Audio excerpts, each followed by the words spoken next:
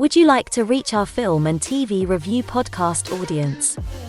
Do you have a product or service of interest to film and TV home consumers or followers of the entertainment industry? Have a film or show production to publicize? For affordable price plans for all budgets, get in touch and find out about our introductory advertising options. Reach our audience of film and TV viewers and visit our site contact page at filmandtvreview.com, or you can email us at business@filmandtvreview.com. Reach out today.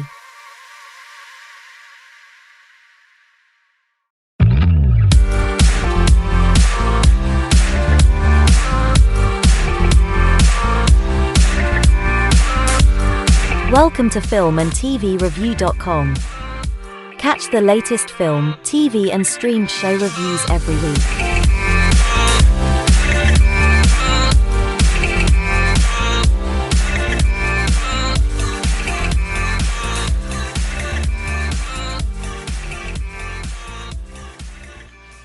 The views and opinions expressed by the authors and those providing comments are theirs alone. They do not reflect the views, opinions or position of filmandtvreview.com or their respective parent companies or affiliates.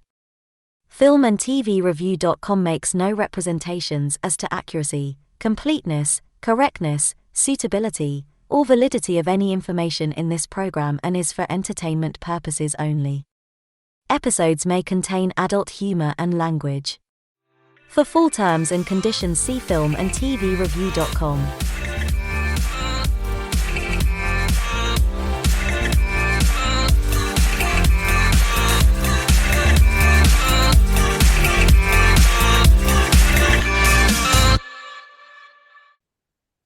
Hello there, and welcome to our December end of year edition of Film and TV Review. And I'm joined by my regular hosts, Andrew, Richard, and James, and I guess Alfonso maybe, to give us just kind of like a tail end of what they've seen in this last month. Of course, we're approaching the festive season.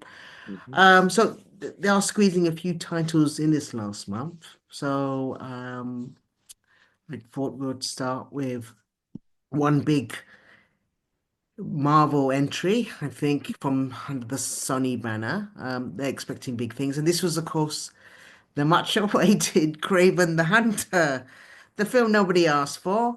But we did find one reviewer who did see it, and that is our brave soldier, Richard, who went to see Kraven the Hunter. So, Richard, what is Kraven the Hunter? In case I'm just Yeah, kind what of what is Kraven the Hunter, Richard? fresh to this Marvel Universe title. What is Kraven? And So it is the new installment in the, I don't know if it has even a name, let's call it the Sony Spider-Man verse, but without Spider-Man, actually, or something like that, because it's focused on everyone that has encountered Spider-Man in the comics, I guess. And yeah, and as I said, it's the latest installment because it is within, I guess, this universe where we already had Morbius, Madam Web, Venom, etc., etc. So, except for a couple of successes with Venom, I guess. I don't know if you can call it success, but yes, it is box office success, I think, overall for this Venom trilogy.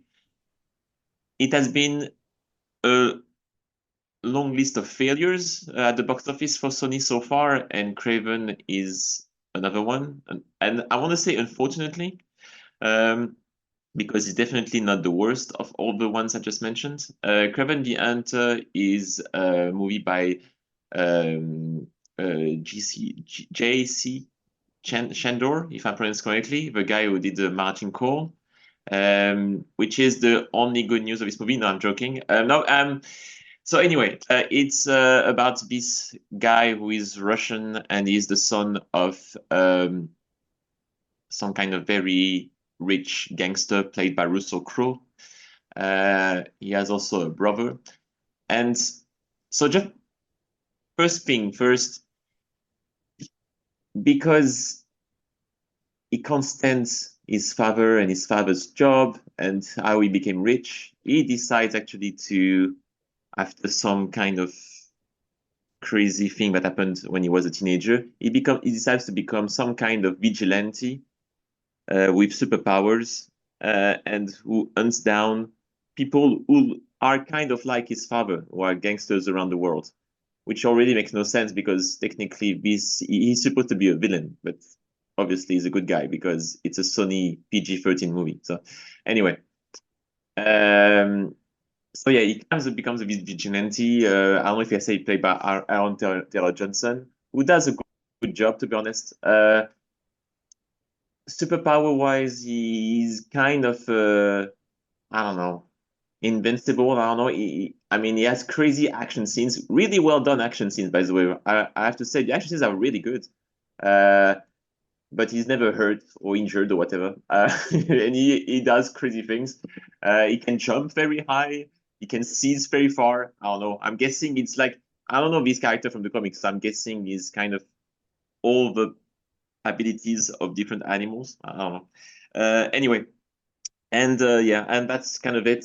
To sum it up, yeah, and there is a bad guy who wants actually to hurt his father, who actually was like a rival of his father, who is uh, attacking his own brother, and that's the main storyline of the movie. That actually he has to rescue his own brother, who is also, spoiler alert, who is also gonna become a very important Spider-Man villain in a spin-off or sequel that will never see the light of day because obviously this movie is doing not well at the box office, which is a shame because the actor who plays his brother is doing a pretty good job, and the character he's supposed to play is a very interesting character of the comics, but doesn't matter.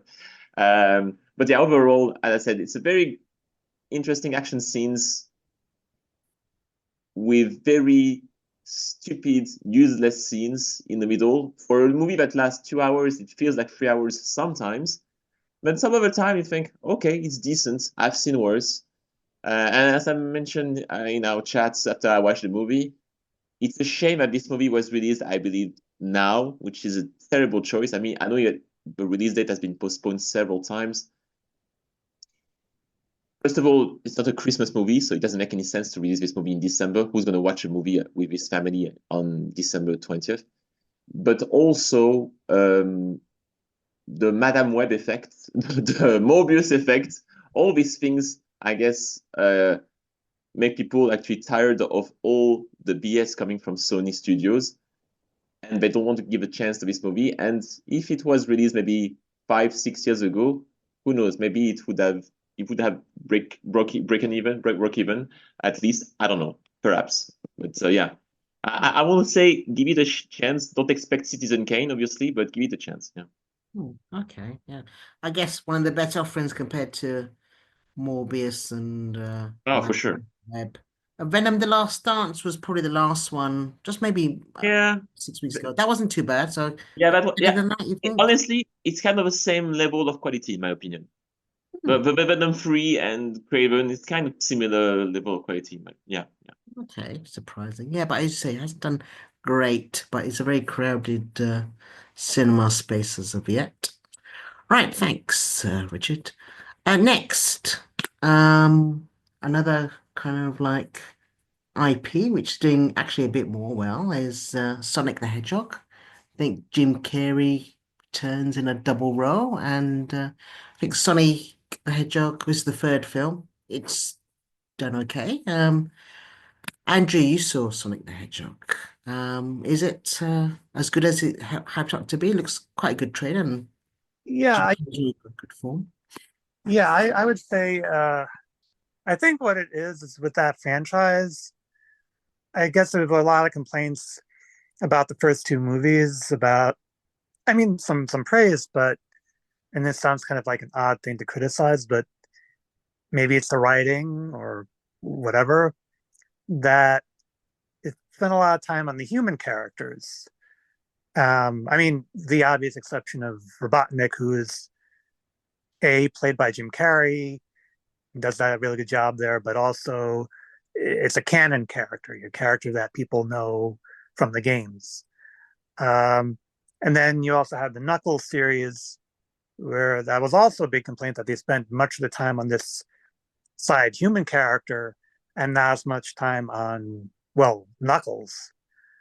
So you get to Sonic 3, and I guess the people behind the film kind of took that to heart, I guess, or took that criticism, or however you want to put it. And that's why you don't really see as much, for better or worse. I mean, that's just the way it is. You don't see as much of a lot of the human characters. It's again the exception of the two Robotniks, Gerald and Ivo, uh, both played by Jim Carrey. And so I think that's sort of maybe why it works, is because you're not really focused on a lot of these side characters who wind up not being that great. Again, maybe it's the writing, whatever, or adding a lot of, like in the second film, there was like this whole subplot about this wedding in Hawaii. And it's like, why would you go see? I mean, that may be fine for a lot of other films, but not for, people want to see Sonic or Robotnik, whatever. So in this film, you have Sonic, Tails, and Knuckles as sort of like the main group. And they're tasked by this government agency, whose initials spell gun. And they go up to Tokyo to find this new threat in the form of Shadow, who's voiced by Keanu Reeves. And he proves to be more difficult than they anticipated.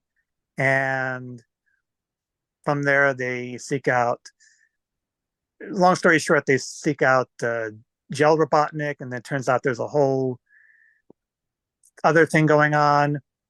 And so yeah, it focuses more on the characters that people are familiar with from the games, as opposed to the new characters. So you have Sonic, Tails, Knuckles, you have Shadow, you have the two Robotniks.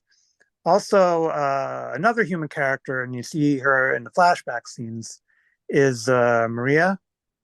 I believe that's her name, and I think she's from the games. But anyway, she's part of Shadow's backstory. I won't say too much more about that, but it provides a lot more of what his story is and what's going on with him. So, I mean, it's entertaining. It's not exactly the deepest film, but I mean, you're going to see a Sonic film. I mean, it's going to be what it is. And without getting to specific spoilers, I know people haven't had a chance to see it yet. I will say that there is both a mid-credit scene and a post-credit scene, and it does set up for future installments. And you will see stuff in the mid-credit scene that you'll be like, if you know, you know. And yeah, so I mean, it's entertaining, as I said. And what's interesting is not only is the film provided a boost for Paramount, because they really needed a hit this year, but also for Sega, because it's really boosted the Sonic. Looking at Richard now. No, you're right. You're right. No, because Sega was almost dead in the video game industry until now. So yeah. Well, not anymore. They're yeah, absolutely. No, it's true. Because now a whole new generation of kids are seeing what their parents grew up with, from the '90s, and now they're seeing these characters, and especially with the those scenes I told you about during the credits, that like, oh, okay, not new stuff, new content, new characters that you can see for the games, for future installments in the video game industry, and not just for Sonic 4, which I presume is going to happen now. But yeah, I mean, it's entertaining. You had, the animated characters are, they're actually, you're interested in them now. You're not just like, oh, okay, they're doing silly stuff. You really kind of feel, you really get Shadow, not just because he's voiced by Keanu Reeves, but his whole backstory, and seeing the two Robotniks. I mean, Jim Carrey is in like his fine form here that people remember from the '90s again, and he looks like he's having a blast doing it, doing the two roles. So yeah, it was decent entertainment. So Yeah, it seems kind of like really just it knows what works in it, and it really does somehow bring out the best in its actors and its story. I mean, it's so easy, to fumble the ball on, especially game franchises into films, which we've seen this year. They kind of like just know what works, and they've really fine-tuned it right from the get-go. I know from the beginning, but the writer, when you watch the first one, he's kind of like surprised how just well the writing is for all the characters and the human characters. But that's good to hear. So actually, on to roll on, I think 2027, Sonic 4 has been announced according to the chat. So Yeah, good. kind of. Yeah, right. So you also saw another franchise, a Disney one. This time it's Mufasa. Is that right? Yeah, Mufasa. Um, yeah, I mean it's okay-ish, I guess. I mean, I didn't think it was necessarily terrible or anything. I know some people were kind of like rolling their eyes like when Mm. this project was announced, and I think it was kind of slotted in where it is because of a lot of the post-strike delays and other things. So, um, I mean, I thought it was an all right origin story, and I like the idea of I don't know if this was established in any of the other Disney content about uh, Mufasa's backstory. Uh, but and I don't know how much of this because this is stuff that happens early on in the film, so I don't know how much of this would be really spoilery since it's established in the marketing and but basically what happens is well, first off, there's a framing device. So you have, the framing device is set sometime after the events of the Lion King. In this case, I guess the live action remake, if you want to call it that, in 2019. And so I guess Simba and Nala have gone off and they've left their daughter behind. And while she's behind, she kind of hears a story from some of the other characters, mostly from, I guess, Rafiki, the mandrill. And he tells them the story of Mufasa as a cub, and then later on. And basically, what Mufasa's story is that he was separated from his parents and wound up with this other family, and that's how he and uh, the future Scar. He's not called that at this point. He's called something else, but the future Scar became brothers. They're not biological brothers. They just grew up together. I guess would you call Scar? His family adopted Mufasa, and so that's how they kind of became brothers. And it's one of those stories where you've seen it elsewhere, Transformers One or the TV show Smallville, where you kind of like, oh, the future rivals or enemies start off as like really good friends, and then other stuff happens, and that kind of leads to stuff down the road and gets to where audiences are familiar. Um, so I thought it was kind of interesting origin story from that way. The idea of like, oh, how they kind of were friends and grew up together and really got along, and then stuff happened, and you kind of really get to know certain things. As a little side piece of trivia, if you want to call it that, you also find out why they have different accents because apparently lions have accents. Uh, but no, Mufasa and his parents had more American sounding accents, and the future Scar and his family had British accents. So that's why they have different, again, that's what it is. Um, I will say that the songs are pretty good in the film. They're by Lin-Manuel Miranda. And I will say that I didn't necessarily think of it as a musical. There's like a lot of long stretches where there's no songs, and I was thinking, well, this doesn't necessarily feel like a musical, like The Lion King, both versions.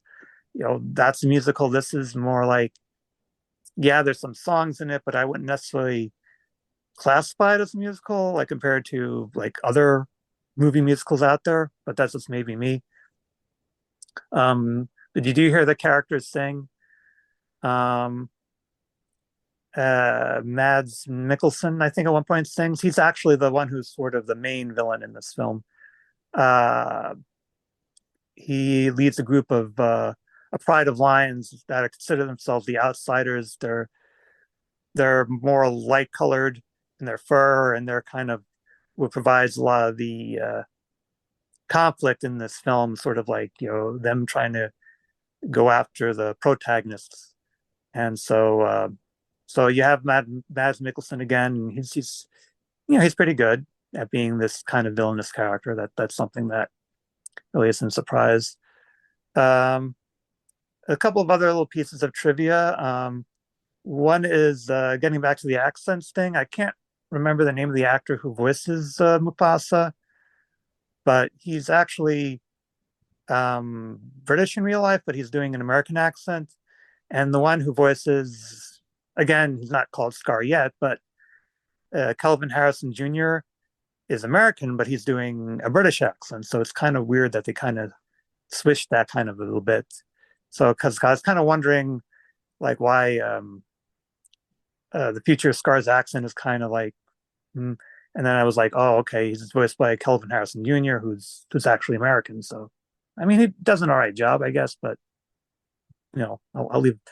I won't judge it myself. So, and the other piece of trivia was that the people who voice Mufasa's parents are Anakanani Rose and Keith David, and that's Tiana and Dr. Facilier, the protagonist and antagonist, respectively, from The Princess and the Frog. So I thought it was interesting to have them both be, his parents, so have them be reunited in a Disney film in this way. So I thought that was a little interesting tidbit.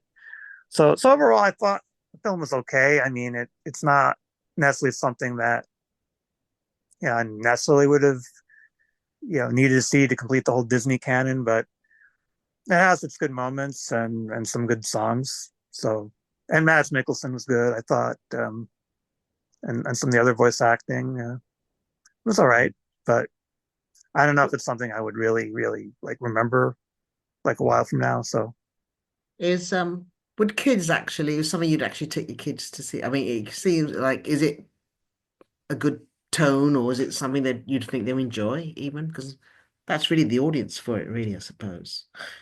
it's funny you ask, because I saw that and Sonic 3 at advanced screenings, and trying to think that maybe some families, but there were definitely a lot more families at the Sonic 3 screening. It could be that it was just earlier in the day and maybe that has something to do with it.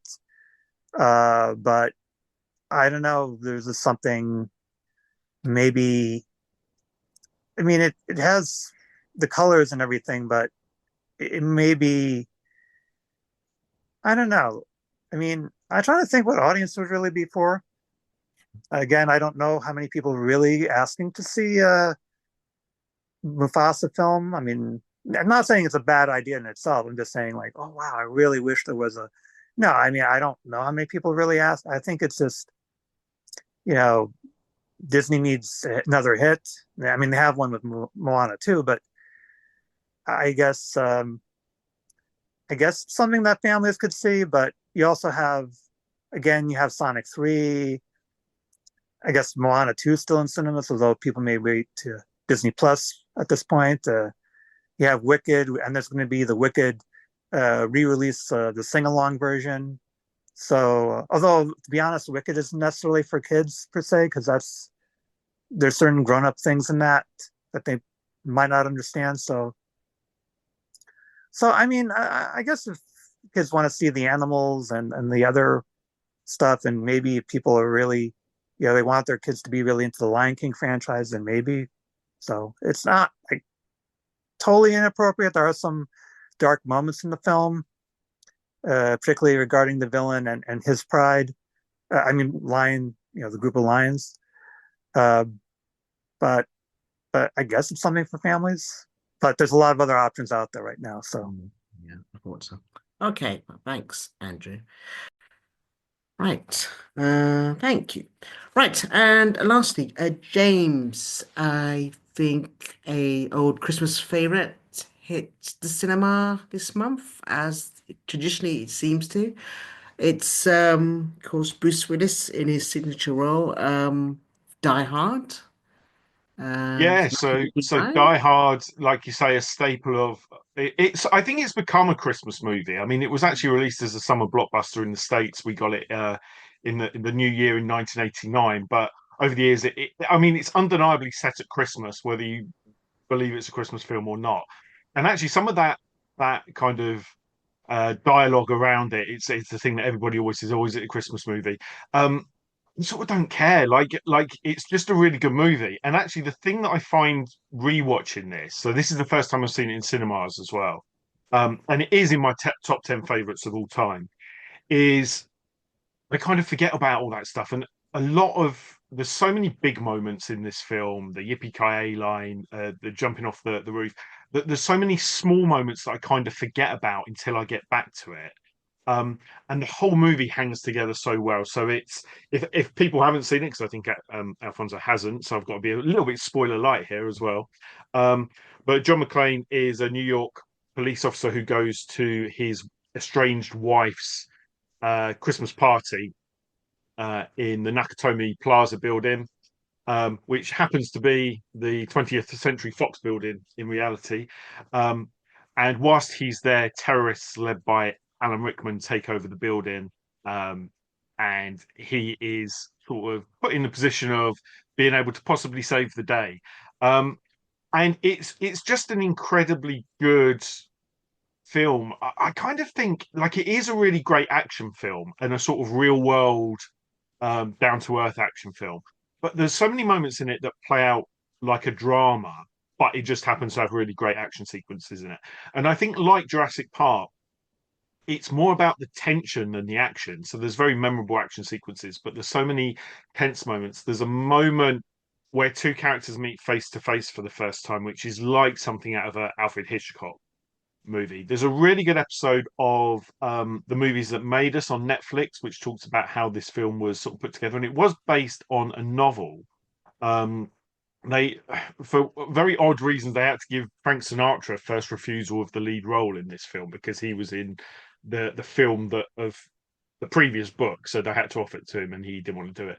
And it was also one of those things that Bruce Willis was off of the Moonlighting TV series at the time, and that people didn't really jump from TV to film in the way that they do now. In fact, they moved back and forth between those things, and there was a bit of a pushback on this to start with, which I wasn't aware of because I've always just known it as an amazing film growing up. But there was a lot of talk about, whether this guy who's the lead in essentially a romantic comedy series could pull this off as an action star. So much so that they took him off the posters initially and just had a picture of the building exploding. And then they kind of put him back on when it became a hit and word of mouth got to it. But it's so tightly structured, it's so tense, it's very funny. I really love the way that Bruce Willis is absolutely the hero of this, but other characters like Al, Holly, Argyle all get their moment to do something heroic, which is something they do in the third film as well. The underrated third film, which is John McTiernan, the director, coming back to do that. The cinematographer on this is Jan Bont, who went on to do Speed, which is an amazing action film from the 90s. And yeah, I mean, Bruce Willis's wife is called Holly in this. So if you want to read into that it's a Christmas movie, you can. But it's just an incredibly well structured movie. There's a little moment where Alan Rickman's sort of aware. I'm going a bit spoiler like, because I am aware people might not have seen this on the call. But like, there's a moment where Alan Rickman's sort of aware of a photo, but kind of it doesn't seem important, so he sort of ignores it. And later, there's a moment where it's all done off of sort of reactions, and he lifts the photo, and it reveals something. Um, and there's little moments like that it's like I feel like an old man saying this, but I feel like the writing isn't that good in films that would get done these days. It wouldn't be done like that. The other thing in the movies that made us is that they knew there were going to be action sequences, but they were very kind of they didn't really plan ahead in terms of, they knew they'd have these action sequences, but when they got to the location, they were very much looking at the locations and how can we utilize these things to make the best action sequences we can, the best fight sequences we can. So yeah, it's Die Hard is back in cinemas. By the time you hear this, it will be out of cinemas again, but it will be on Disney Plus if you haven't seen Die Hard. Do yourself a favor and watch it. Yes, a well-deserved classic. Thank you, James. That's our latest releases for December. But as we're at the end of the year, I thought we'd go around and ask our hosts about their highlights of the last year that you might have missed, their recommendations, and maybe a void list as well. So we'll start with Richard. Richard, so what Yeah. would you say your highlights of the year of 2024 for you? Is the word downlights exist in English or? Downlights? No. Low lights. Low lights does. Low It lights, exists. low lights. Yeah. Thank you. Okay, so you have highlights and lowlights. So okay, so fair enough. Okay, I wasn't sure for a second. Okay. So yeah, let's start with the highlights, and I will mention a couple of lowlights that I'm pretty sure that everybody will agree on. So my highlights. I'm not going to go into details of each movies because we've covered them during the last 12 months. Number one, and it remained number one for a long time, is Memory by Michel Franco, a Mexican director, which is an amazing movie. And I said it back in the day that actually it would probably be my favorite movie of the year, and it still remains my favorite cinema experience of the year. Second, and not because I'm French, but just because it's a good movie, Emilia Perez by Jacques Audiard, who is a genius director, and I really hope that actually he will kill it at the Oscars. Number three, for people who know me, obviously I'm going to put Dune Part 2 or Part 2 by Denis Villeneuve. I don't know. Who for me is still technically, maybe not on the plots, but at least technically is a masterpiece. And I went to top five, I'm sorry, but so I just put fourth, Speak No Evil by James Watkins, because I thought actually it was a great entertainment. For someone who doesn't like horror movies, actually I really enjoyed that movie. And last one, I put Civil War by Alex Garland. I had mixed feelings when I watched this the first time, and I rewatched it recently, and I have to admit it's actually a very brilliant movie, actually. And on the bonus tracks, special mention for three of them, actually, I'm pretty sure that are kind of expected mentions, but the other one, Challengers by Luca Guadagnino, Wicked, that I really, really, really enjoyed, The Apprentice about Donald Trump, which was for me a great, great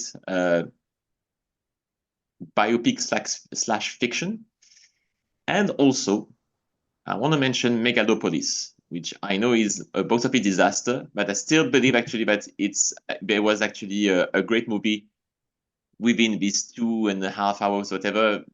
There was something there that was actually not seen by many, unfortunately. That's for my movies. And for the TV shows, again, not going to talk much because I talked about them a lot. Number one, not surprising, I'm going to put Arcane by the French animation studio Fortiche, which for me will remain as a milestone in animation. We're going to talk about this 10 years from now. Arcane is such an amazing animated, I was about to say movie, TV show, but also just a great TV show by itself. It's like almost perfection. And yeah, anyway. Second one, a TV show, a very expensive TV show by the guys who were showrunning Game of Thrones, Free Body Problem on Netflix earlier this year, actually in February, I think, or April. So far, no surprises. Huh? All great successes. Fallout would be my number three, also a great success. And we were talking about Sonic earlier, and it is definitely the age of video game adaptations nowadays. And Fallout is another great video game adaptations. Doesn't mean that actually we are only getting good video game adaptations, but I'm being hopeful here. I think actually that if it's done properly, if you choose a good franchise with a good story to tell, you can do it well. And Fallout is obviously a great video game franchise, to be honest. I mentioned Shogun on Disney Plus, although I thought it was extremely slow. The pacing was very slow, but I have to admit it's really well done, but it can be a bit boring, so I put it down on my list. And special mention, and I'm the only guy who's going to mention this, still Lord of the Rings, Rings of Power. Yes, I am the guy who actually still enjoy this show. You're the one. The only fan of the Middle Earth who actually enjoy this show is me.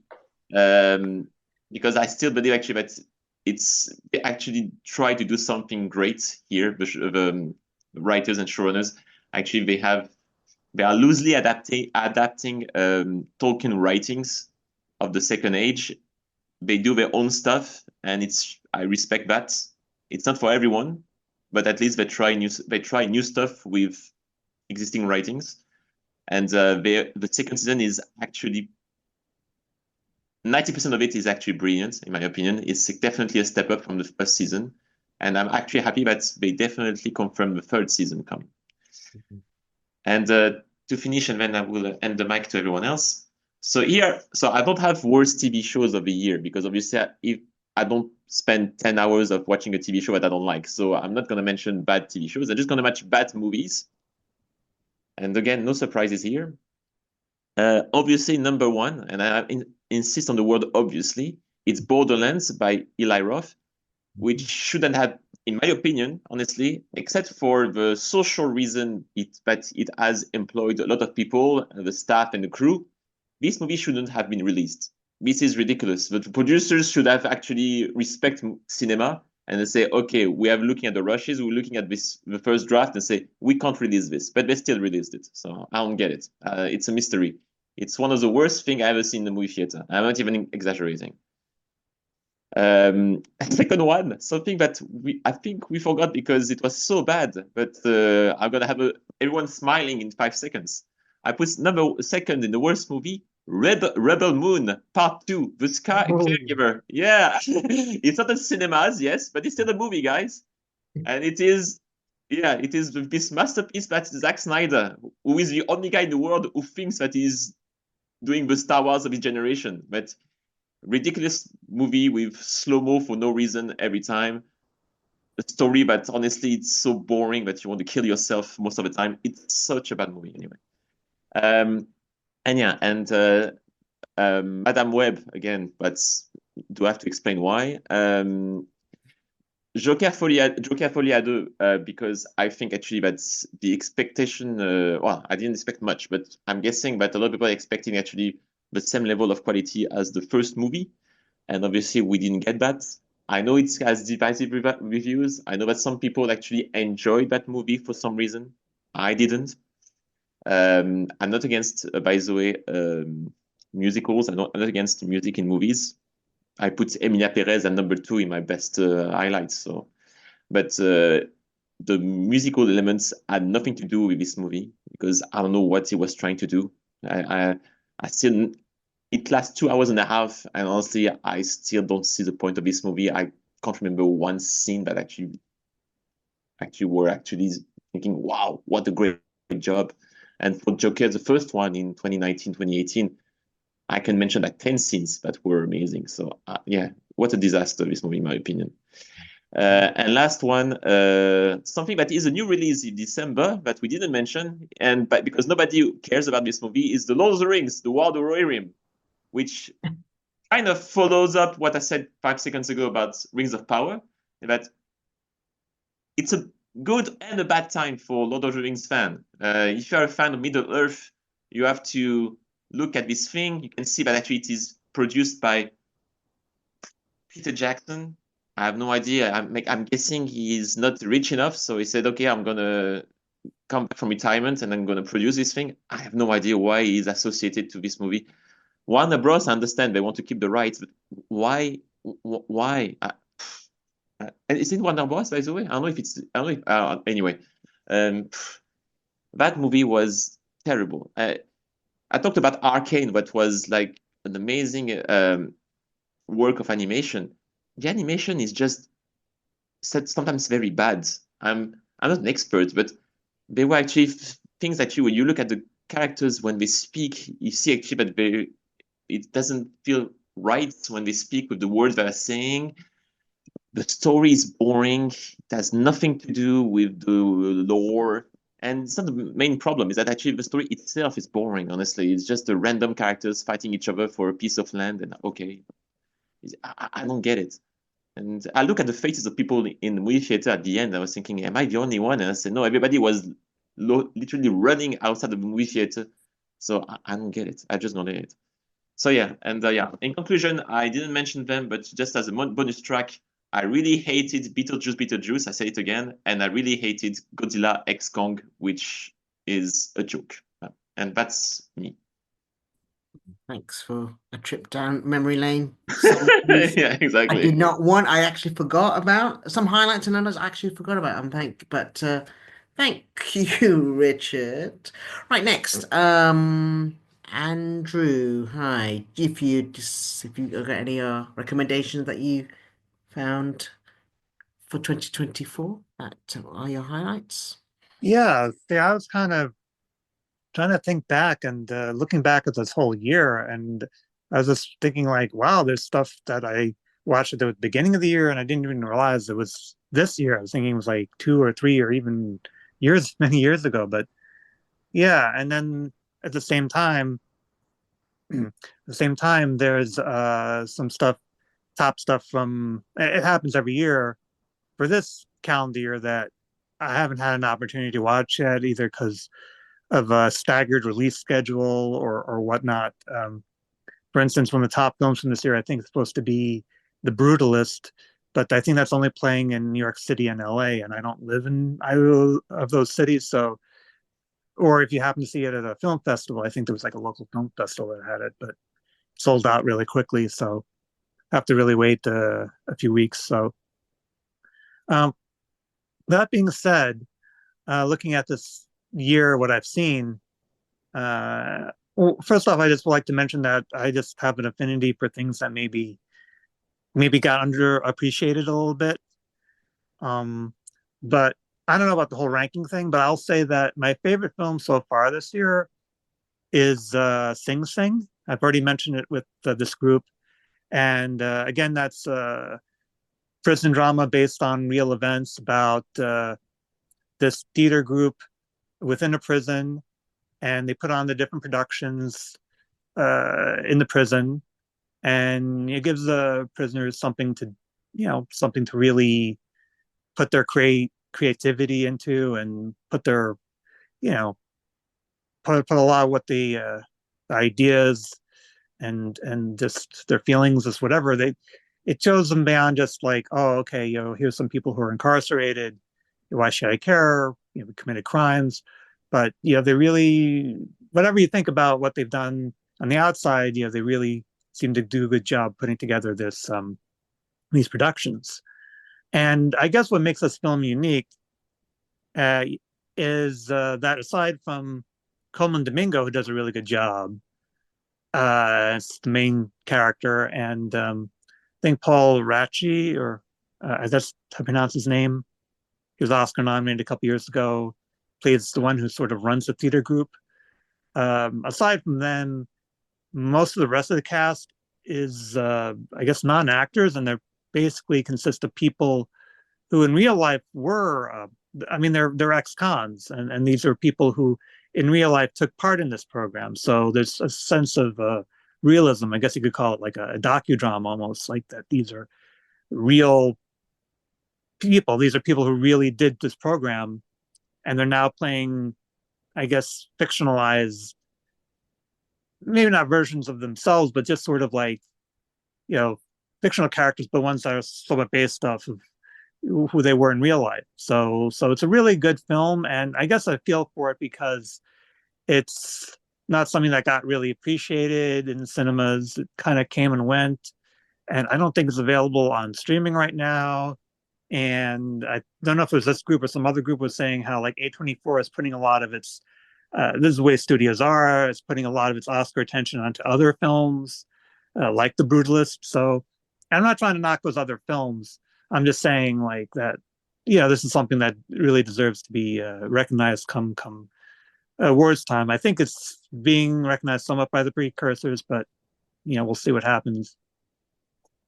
As far as films that will be probably recognized, I did like A Real Pain with Jesse Eisenberg, who also directed it, and also Kieran Culkin. I see Kieran Culkin's name as a possible contender in the supporting actor category, but he's really a co-lead, so it's what it is. Yeah, I guess it hasn't been released in some places yet. It's again another film that kind of came and went. I just lucked out and saw it in an advanced screening. And it's very short for a film like this. I mean, usually Oscar bait films are a couple hours, 3 hours long, whatever. This is only an hour and a half, very short uh, for something like this. And it's basically these two characters who are cousins, Jesse Eisenberg and Kieran Culkin.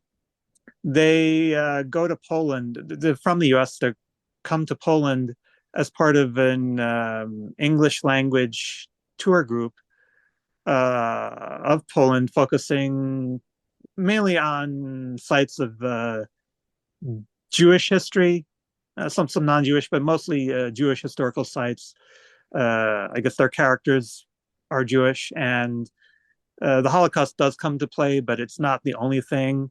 And A Real Pain the title can apply to many things, can deal with the pain of anti-Semitism, of the Holocaust, things like that in Poland, but also Kieran Culkin's character can come across as a real pain, and he comes across as kind of like a little bit overbearing and obnoxious at times, and he's like, oh, he's crazy, he wants to be like the party, but then you find out a little bit more of what he's really like, and you kind of are like, oh, okay, yeah, I get it. There's more to this guy than what you first first impression. So it's Jesse Eisenberg does a good performance, but Kieran Culkin does a really good performance.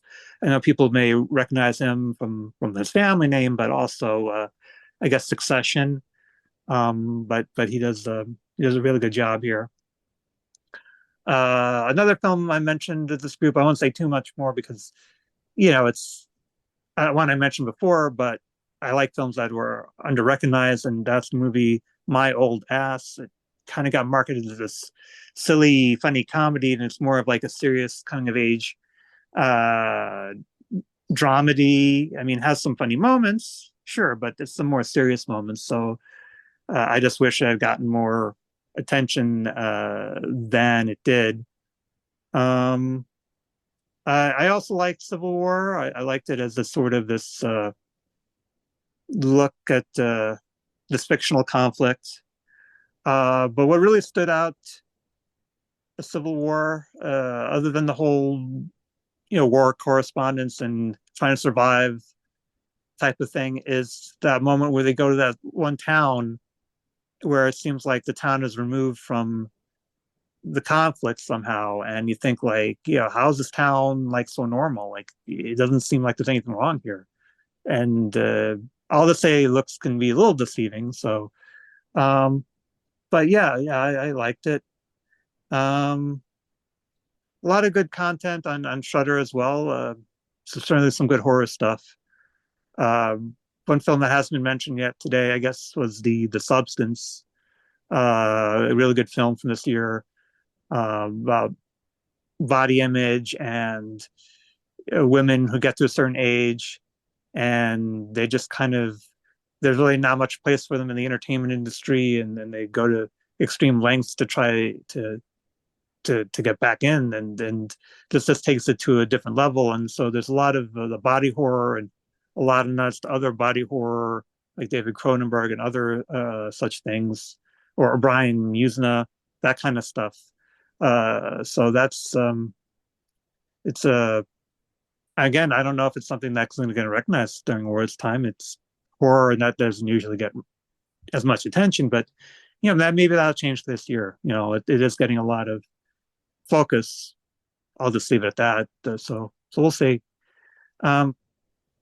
And then as far as content goes, I mean, some of the ones that were already mentioned, I don't know if anyone mentioned The Penguin yet, but I really like that. Crime drama. Just happens to be set in a setting where they have heroes or superheroes. Um, but it's doesn't it feels very much like any number, you know, it just it's in a superhero setting, but it feels like a lot of other crime dramas, but it's done really well because of the writing and the acting. And in the acting, Kristen Milioti and Colin Farrell, of course, as the main character, and some of the other characters and some of the other actors, they do a really good job. And I think what made the show really work was just sort of that there's this shades of gray, and you have characters that you seem bad, but they kind of are like, well, you find out their backstories and you find out like, yeah, that's kind of what happened to them. And then you have, on the other hand, character you think like, yeah, they're not so bad, but then you find out, they're pretty bad. You can't kind of so yeah, there's a lot of complexities with characterizations. And one show that I'm kind of starting to like, um, I would say incomplete only because the show is isn't done yet. It's still in the middle of its season, but I really liked so far Creature Commandos. So I'm kind of wondering what's going to happen. If it's a good start to the what's called the DCU now. Putting aside the trailer for that film next summer, it's a whole other story, also involving James Gunn. That so far this is a good start. I liked what I've seen of Creature Commandos. It's the first installment, content-wise, of the DCU, but there's broad strokes, nods to Gunn's 2021 Suicide Squad film, and also his Peacemaker series. So it's kind of like those are like different continuity, but yet it feels like part of the same continuity. So it's like a broad strokes thing. Um, I'll just leave it at that. So it's entertaining so far, but there's also a lot of commentary in it. It's James Gunn. But the most recent episode, it really kind of like, it's like, oh, James Gunn's done it again. He's really made you feel for, characters who you didn't expect to feel for. So yeah, that kind of curious to see what he's got planned for the rest of the DCU. If this is what a sign of things to come, then yeah, maybe I won't be so cynical. So keep my fingers crossed. So Okay then, Andrew. Thanks. Yeah, definitely. Penguin was definitely my highlight. Very surprising, and Colin Farrell in a brilliant performance, a very freeing performance for him underneath the makeup. But yeah, definitely in my top TV content this year. Right, next, Alfonso. You can give us your highlights, maybe a low light, if you wish, of 2024. Well, regarding movies, my three highlights first would be Wicked, because I think it is. I mean, apart from being a very well done musical that is loved by half of the world at this moment, like with a lot of repeat business, to me it made me very happy and made me very entertained. Cynthia Erivo's belting goes straight to my feelings, and it just even on a visceral level, I sensed it. So I took it like Cynthia Erivo got my emotions on a string. Like she could play with them, with acting, singing, and everything. So I really and the quality of the whole thing. So I really enjoyed the whole thing. So Wicked would be on top, maybe. Then Challengers was really good to me. The editing with the music, with the tension, the drama, everything was like a very entertaining also, and also kind of like for grown-ups a little bit. Like it was like a drama. Like if you made a drama with a trio of characters who have complex relationships, and also you put like nowadays music with a vibrant score, with a great editing. I thought it was amazing and a total triumph for Zendaya as a producer. And then Anora, which I think is like the update to Pretty Woman today, when we are more like disillusioned with these fairy tales. And I thought it was really interesting. I never knew where it was gonna go. The tone was quite impossible to decipher, so I was a little bit also kind of tense. But I also appreciate how the complexity of the whole thing. It can also ends quite complex, and I enjoyed that you could basically be transported into that place of the characters and feel what it was to be, what Anora, the journey of Anora throughout the whole picture, where it's kind of intense in a short span, but really well told, in very good characters and actors. So those would be my top 3 of 2024. I also would like to do a little bit of also highlights, like for independent. I would like to highlight Rebel Ridge in action, which I thought it was amazingly well done. This action film that it's on Netflix with Aaron Pierre, Emilia Perez, which is quirky but also very interesting musical. Carla Sofia Gascon, like she eats the screen up, and the whole cast and the story itself. It's just a very entertaining time as well.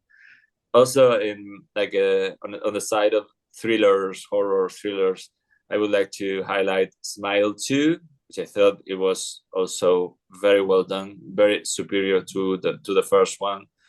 Naomi Scott was amazing as the main character, having to do every kind of emotion under the sun and singing.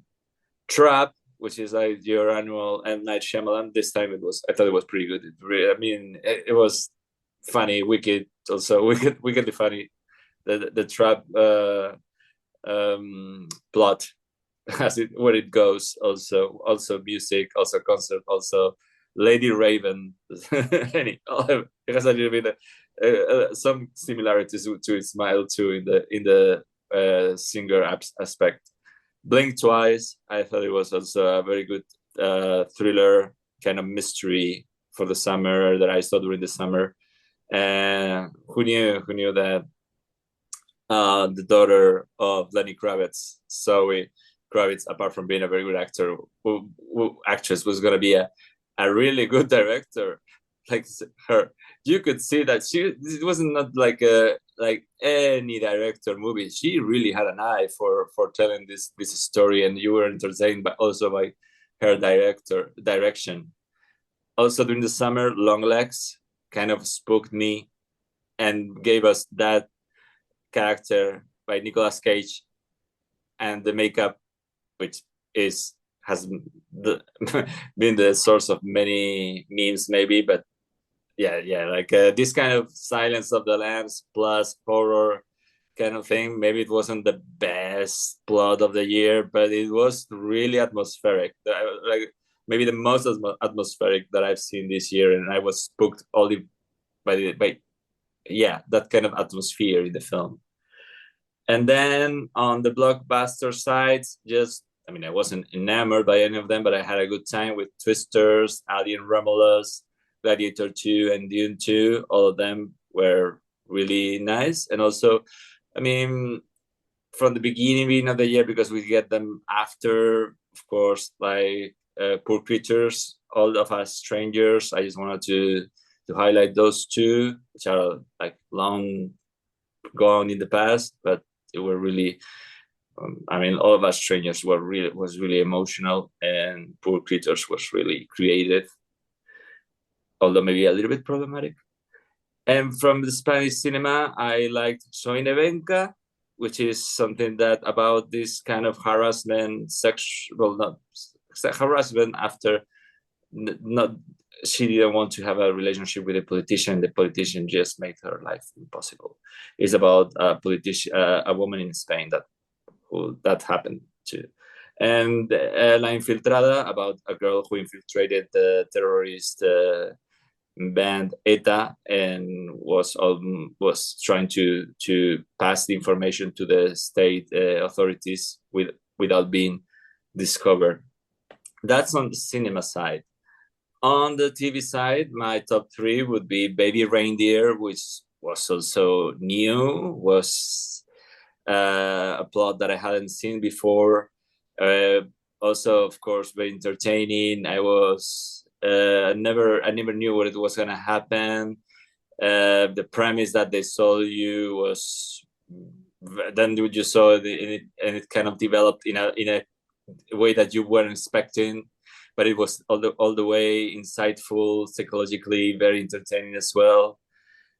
True Detective Night Country kind of revived the whole thing for me, and it went in a totally different direction. I also love Jodie Foster in this thriller, so of course I was very pleased with the whole thing, even though the resolution wasn't like well, it was not very like it didn't put a bow on it but I really enjoyed the journey.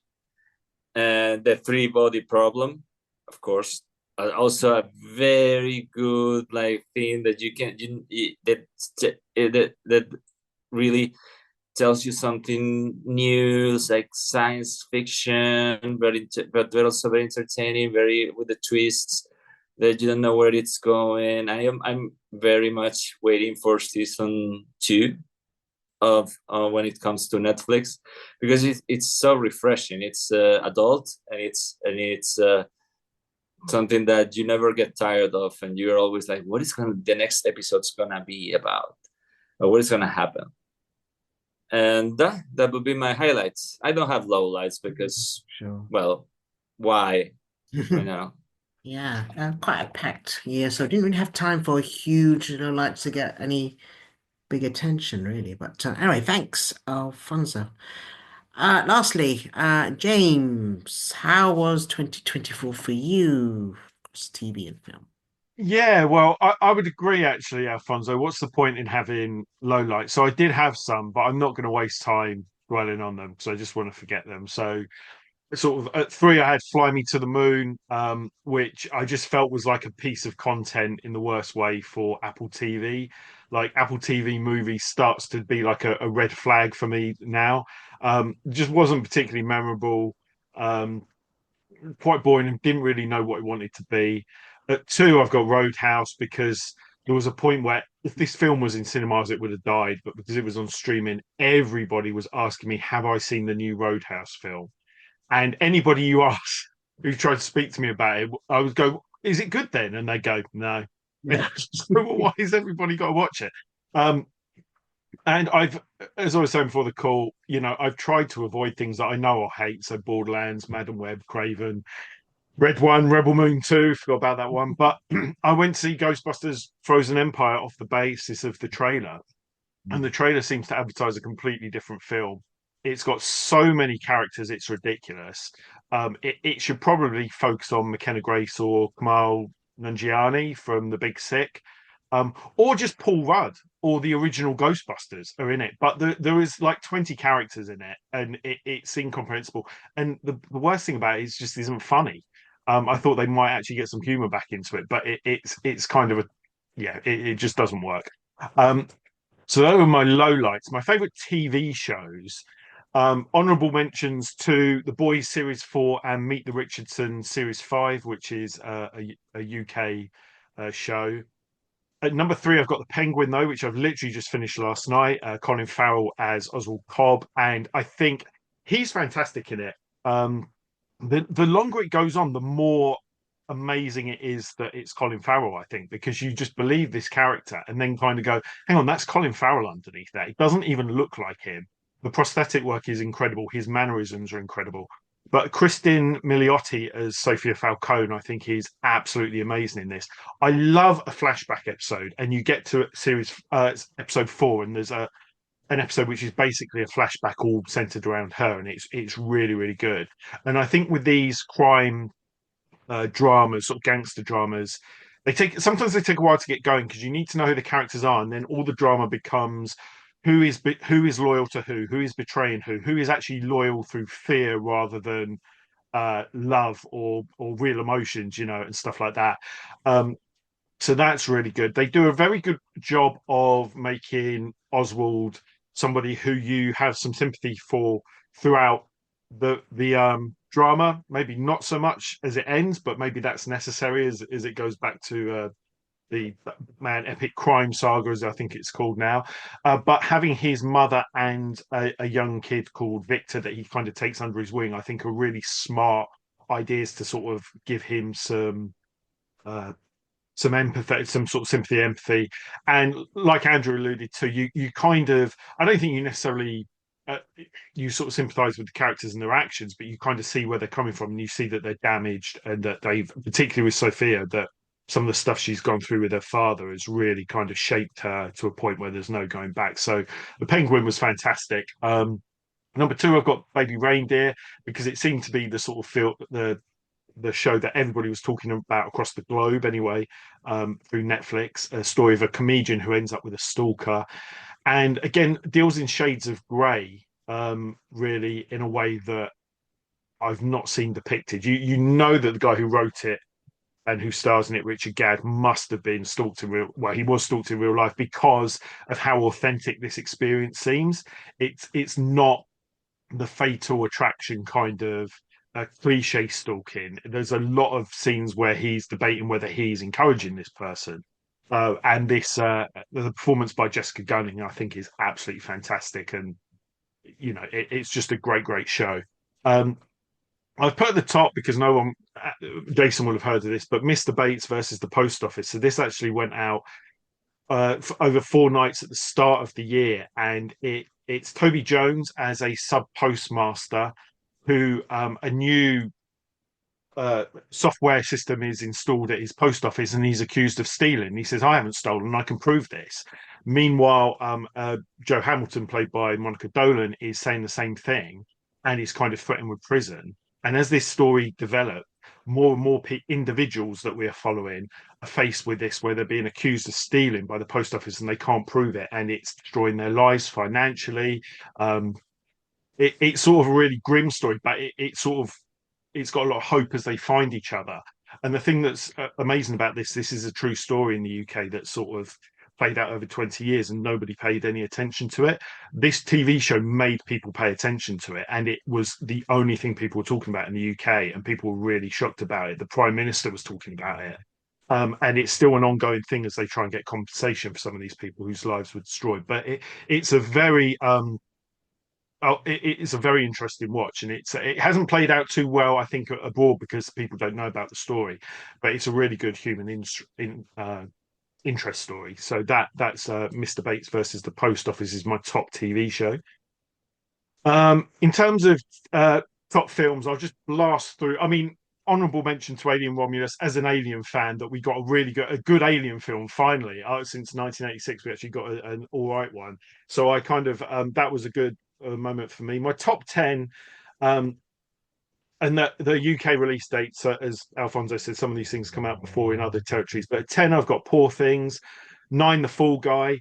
8, Joker Folie à Deux. Sorry, I loved it, Richard. It took me a while, but I've seen it a lot, and I think it's a really good film. 7, Robot Dreams, Spanish animation film, really, really great. No dialogue, but really moving. Great movie. The Holdovers I've put at 6, which is actually a Christmas film. We didn't get it till January, but I will be rewatching that probably on Christmas Eve and probably every Christmas going forward on a double bill with Die Hard. Paul Giamatti, absolutely fantastic in that. 5, Zone of Interest. 4, Kneecap, which is possibly going to be up for best international feature, following some Irish rappers.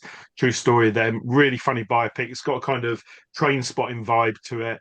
And that is on Prime. If you haven't seen that, definitely check it out. Now, 3 and 2, I put Anora at 3. I think Alfonso put it at 1. I've actually rewatched this in the last week, and I was very anxious about rewatching it because I thought I really laughed a lot the first time. Maybe I'm not going to laugh the second time, or maybe the audience I watch it with won't laugh. And I really laughed because a lot of it is a drama, but all the comedy I think comes from the characters and their actions rather than like funny lines. Um, and particularly the fact it's kind of a love story at the front, and then it's kind of the falling apart of that, and these kind of people coming in, and it's just an incredible piece of work, and it it really feels quite like it plays very well with an audience. It's a real sort of crowd pleasing movie, and I think when people have maybe seen the trailer, they think, oh, it's going to be an art housey film or something. But it's a very funny movie. I wasn't sure about the ending the first time, but I think the ending is genius now, having seen it, because I think like Folie à Dieu, it's kind of about the sort of difference between romanticizing things and the reality. And the music in both those films is the part of the romanticizing. There's a great use of a "Take That" song in Anora, which is so weird for an American film to have a "Take That" song in. But it's kind of the difference between that, and there's Mikey Madsen is fantastic and just owns the film. Don't know whether she'll get an Oscar nod because they often favour sort of seasoned performers, but she absolutely owns that movie. The supporting cast are fantastic in it as well, though. But that's Anora. At 2, I've got The Substance because I just think it's such a good horror movie, but it's got these other things going on beneath it. We've spoken about it in length on a previous one. The There's lots of visual nods to The Shining. I saw a video this week where they were showing the carpet obviously looks like The Shining, but there's bits in the bathroom look a bit like The Shining and stuff. So they've taken some visual cues from that, but it's definitely its own film. It's really got like a Jekyll and Hyde kind of performance at the centre of it, with Demi Moore and her younger self played by Margaret Qualley. I wouldn't be surprised if Demi Moore was up for a Best Actress award at the Oscars, because they like to have names at the Oscars. It's almost like selling a blockbuster movie. That's probably why Ridley Scott will get a nod for Gladiator 2. Fun film. I don't think it should get an Oscar nod, but I think they'll like, we want to have a director that we've heard of. We can't just have newbies, so that they'll do that. The only thing is, much as Get Out and things like that get nominated from time to time, I wonder if The Substance is just one of those films that people will stay away from. Like I say, if you're not into gore, because it's not particularly scary, I don't think, but like if you're not into gore, it's not for you. So Richard is never going to see this film, and that's fine. But it's a really good. I saw it as a screen unseen, so at Odeon, so I didn't know what I was going to see. And often at those films, another terrible film I saw this year, Never Let Go. Everybody walked out very bored and very disappointed. That was not the case with The Substance. Everyone walked out like, "Wow, what have we just seen?" Incredible David Cronenberg type body horror film, and very kind of accessible. And also, if you're trying to make sense of it in like a literal sense, you haven't really paid attention to this movie. I saw a review this week where someone's going, it doesn't even make sense. It's like, it's kind of an allegory. And I was thinking, she has a car accident very early on. You could even say like this is all in her head after the car accident, or she dies like after the car accident is very early on in the film, right? You could almost say this is all part like a dream or something, because in a sense it doesn't make sense, but it's a really good movie as a horror film. And number 1, released in the UK on the 26th of January, All of Us Strangers, a drama film directed by Andrew Haigh, set in London, starring Andrew Scott, co-starring Paul Mescal, Claire Foy, and Jamie Bell. I think Alfonso mentioned it earlier. It's just sort of, I think it's one of the films that's made the biggest emotional impact on me that I can think of, in a way, because it's a very difficult sell to say this is a film about death, go and watch it, people, but it's also about grief and hope and healing and moving on. And we kind of meet Andrew Scott. He seems to be, you're not sure if it's in the 80s because he's got a laptop at the moment, but everything else seems very 80s around him. And he goes to this house to speak to his parents, who are the same age as him, and it starts to get a bit dreamlike, a little bit like the Substance, and he's kind of talking to his parents, sort of, in his head, presumably, about the fact that they died when he was younger, and sort of coming to terms with their loss. But yeah, really emotional film. maybe there's a little bit of Back to the Future in this as well, because in that film, Marty McFly goes and meets his parents. So there's sort of like an element of that. But I mean, I didn't bawl my eyes out at Back to the Future, man. Like I did at All of Us Strangers. Very, very emotional film, but just really amazing filmmaking. Yeah, I think it's really good. And it's Fox Searchlight, so it's on Disney Plus now. So yeah, that is my pick of the year. Thank you, James, and thank you all our hosts. Well, that was a good review of 2024. Hope you found some gems there where you're listening to. But as to this edition and for this year, Richard, Andrew, James, Alfonso, thank you. And for you, wherever you are, we'll see you next year. Thank you. Bye-bye. We hope you enjoyed this film and TV review.com episode. Catch the latest film and TV reviews, together with regular episode content from the world of film and TV every week. See you soon. Would you like to reach our film and TV review podcast audience? Do you have a product or service of interest to film and TV home consumers or followers of the entertainment industry? Have a film or show production to publicize? For affordable price plans for all budgets, get in touch and find out about our introductory advertising options. Reach our audience of film and TV viewers and visit our site contact page at filmandtvreview.com, or you can email us at business@filmandtvreview.com. Reach out today.